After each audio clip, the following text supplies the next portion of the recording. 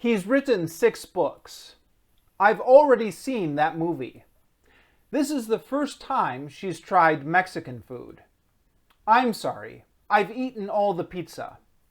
The president has resigned. I've been bitten by the tiger. So all of these are examples of the present perfect. Present perfect is formed by has plus a past participle. So here we have he's, abbreviated as apostrophe s, contracted as apostrophe s, which stands for he has. He has. Then written is the past participle, sometimes known as the verb 3 or the third form of the verb, write, wrote, written. The other example is I've already seen that movie. This is have, abbreviated as contracted as apostrophe VE. So I've already seen that movie is I have already seen that movie. Seen, of course, is the past participle see, saw, seen. So we use has for third person singular subjects. He has, she has, it has.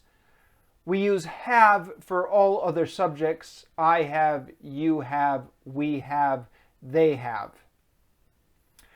There's also the present perfect passive. I've been bitten by the tiger, which is have or has plus been plus the past participle here. Bite, bit, bitten. So the tiger has bitten me. I've been bitten by the tiger. So when do we use the present perfect, or what does it mean? It's used with a past action with a present result. For example, are you hungry? No, I've already eaten. Here we are using the present perfect because I ate in the past, but there's a result now, which is I'm not hungry now. So the result is I'm not hungry. The action is I ate in the past, so we use the present perfect. It's also used with completing or achieving something. For example, I've finally finished writing my novel. It can be used for recently finished actions. I've just ordered the book. It can often be used for reporting the news. For example, the president has signed the new law. When it's used for reporting the news, usually the newspapers or the TV news will report the main event in the present perfect. For example, maybe the headline or the opening line of the news story. And then all the other details afterwards will be in the past simple. Present perfect is also used for talking about events that happened sometime in the past, but when the exact time is not important. For example, have you ever gone skydiving? Yes, I have, meaning yes, I have gone skydiving. So here the important thing is that he had the experience of going skydiving, but the exact time that this happened in the past is not important. Sometime in the past, but exactly when is not important. What's important is the experience, so we use the present perfect. Or we can use the present perfect for events that happened during a time frame that is not yet finished. So I've done my exercise this morning.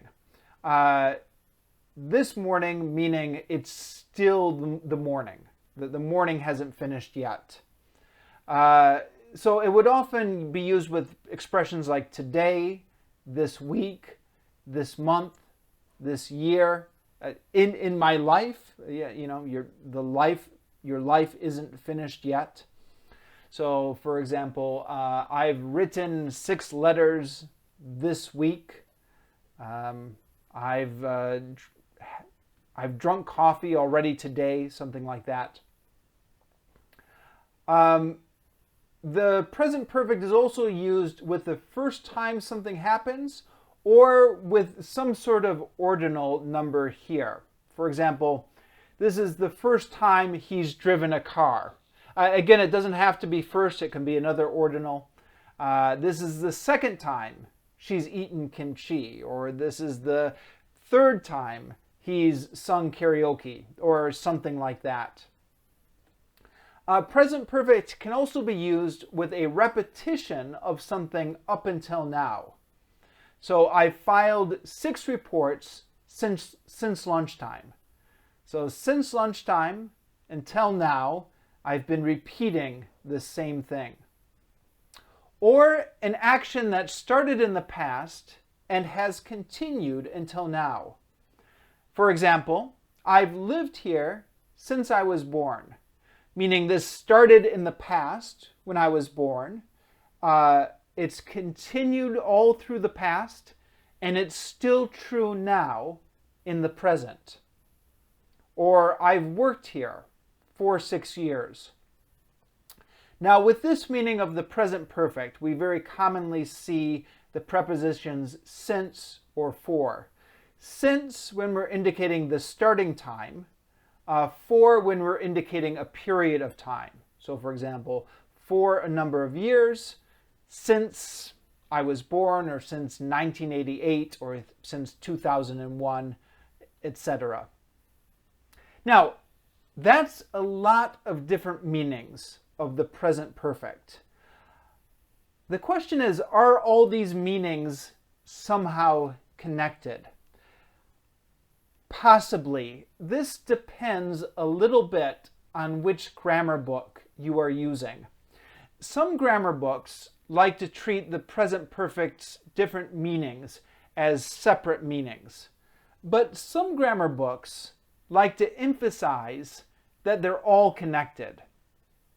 So some people, or some grammar books, think that these are all examples of looking back on the past from the perspective of the present. So you're thinking about a past event, but you're thinking about it in terms of how it's connected with the present. So in this sense, the difference between I ate dinner and I've eaten dinner is not a difference in terms of the facts. In both cases, the person ate dinner. In both cases, it happens in the past. But when they use the past simple, they are thinking about the event as finished and not connected with the past.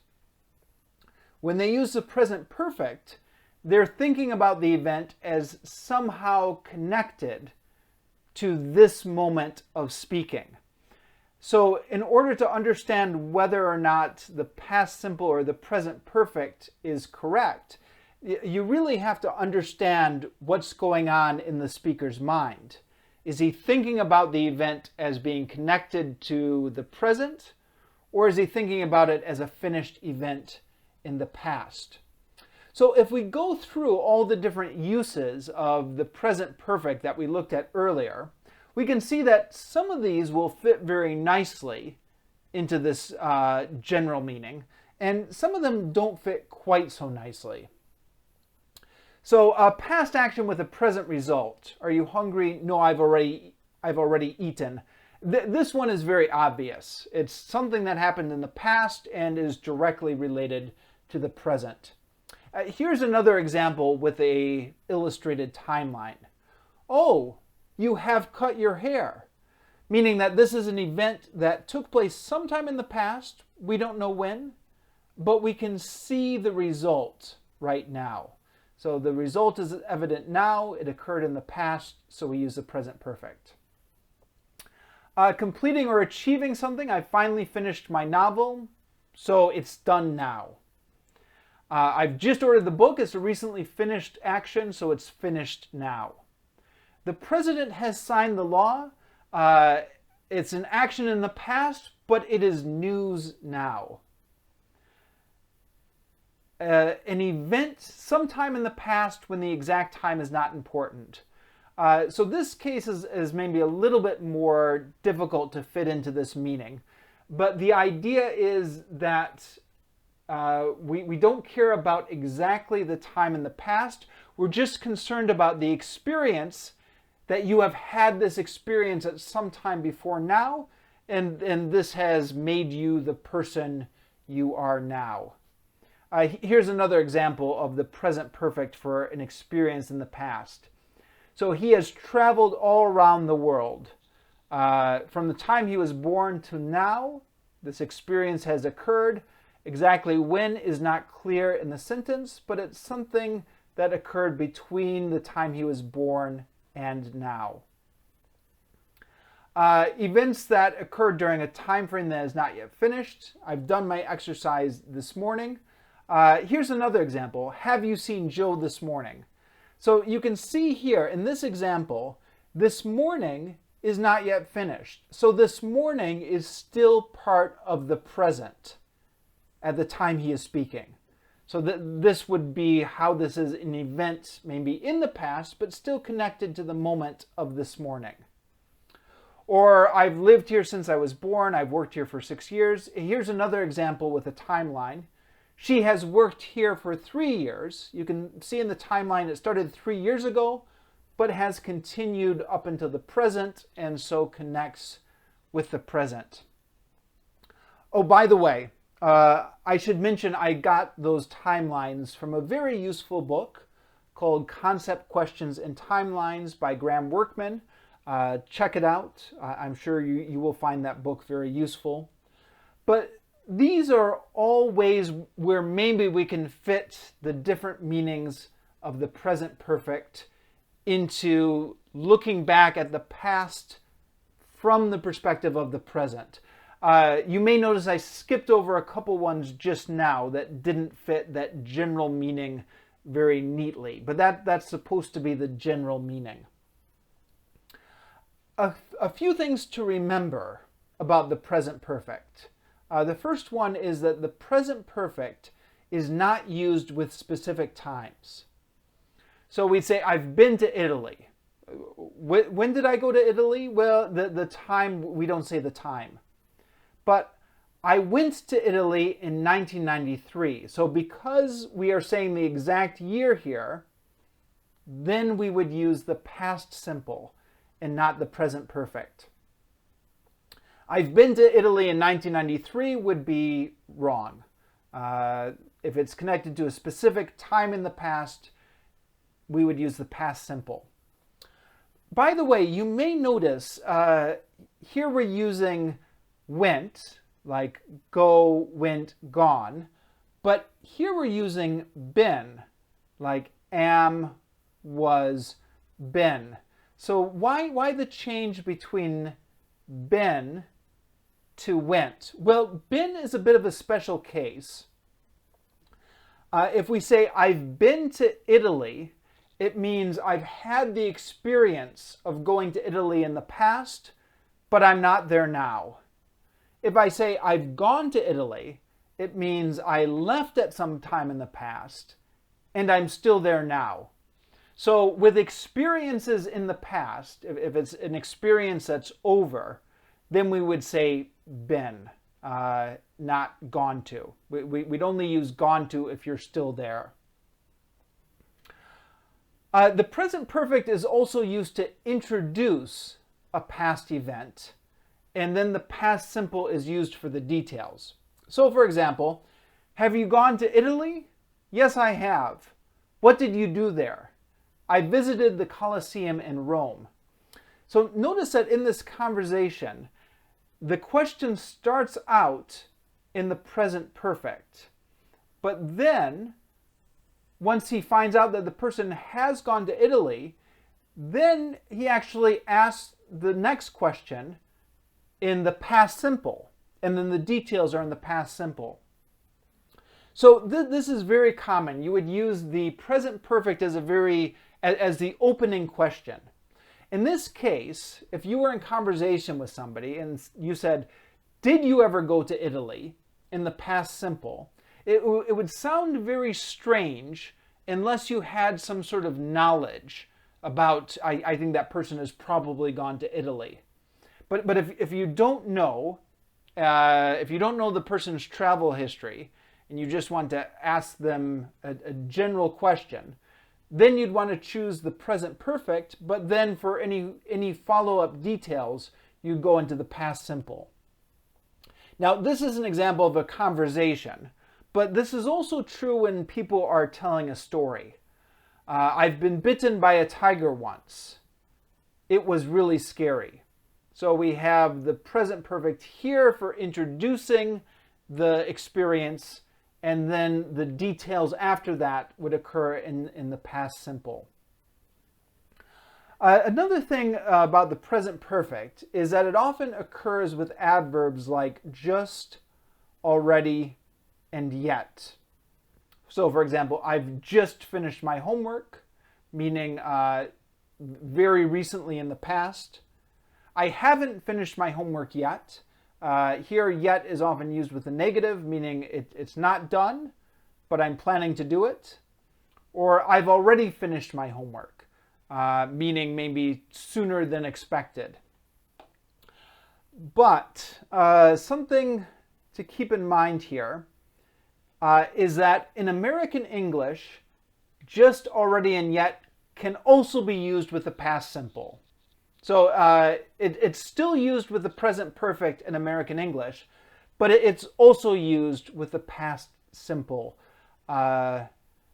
In British English, just, already, and yet is only used with the present perfect.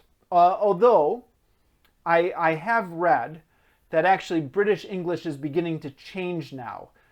To become more like American English, maybe under the influence of American English.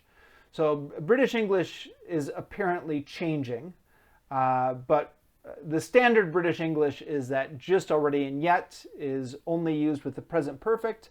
In American English, it could be used with either the past simple or the present perfect.